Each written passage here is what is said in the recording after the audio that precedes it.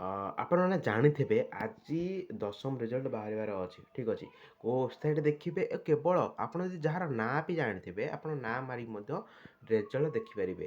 Okay, ତ କେମିତି କ'ଣ କରିବେ ଚାଲନ୍ତୁ ମୁଁ ଆପଣଙ୍କୁ କହିଦେବି ଠିକ୍ ଅଛି।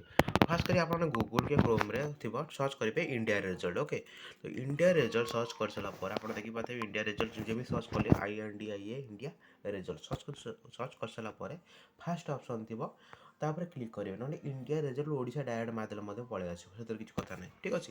କ୍ଲିକ୍ କରିସାରିଲା ପରେ ଆପଣଙ୍କୁ ଏମିତି କିଛି ଇଣ୍ଟରଫେସ୍ ଆସିବ, ତାର ଆପଣମାନେ ଓଡ଼ିଶା ଉପରେ କ୍ଲିକ୍ କରିବେ।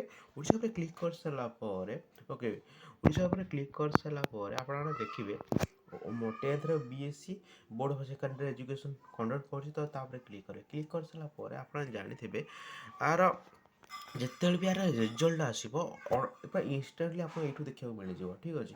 ଏଇଟା ଆଭେଲେବଲ୍ ଉପରେ କ୍ଲିକ୍ କରି ଆପଣ ଜାଣିଥିବେ ପ୍ରତିବର୍ଷ ମଧ୍ୟ ରେଜଲ୍ଟ ଏଇ ସାଇଟ୍ରେ ଇନଷ୍ଟାଣ୍ଟଲି କେବଳ ରୋଲ୍ ନମ୍ବର ମାରିଦେଲେ ଆସିବ, ନହେଲେ ରୋଲ୍ ନମ୍ବର ଯଦି ନ ଜାଣିଛନ୍ତି କେବଳ ନାଁ ମାରିଦେଲେ ମଧ୍ୟ ଆସିବ ଠିକ୍। ଆପଣମାନେ କ'ଣ କରିବେ ଯେତେବେଳେ ଚେକ୍ କରୁଥିବେ, ଯେତେବେଳେ ଆମର ଲିଙ୍କ୍ ଆସିବ ଏଠି ଆଭେଲେବଲ୍ ଉପରେ କ୍ଲିକ୍ କରିବେ। ଆଭେଲେବଲ୍ ଉପରେ କ୍ଲିକ୍ କରିସାରିଲା ପରେ ଲିଙ୍କ୍ ଉପରେ କ୍ଲିକ୍ କରିକି ଆପଣ ନାଁ ଦେଇକି ଆପଣଙ୍କ ରେଜଲ୍ଟ ମଧ୍ୟ ଚେକ୍ କରିବେ ଠିକ୍ ଅଛି। ବାସ୍ ସେତିକି।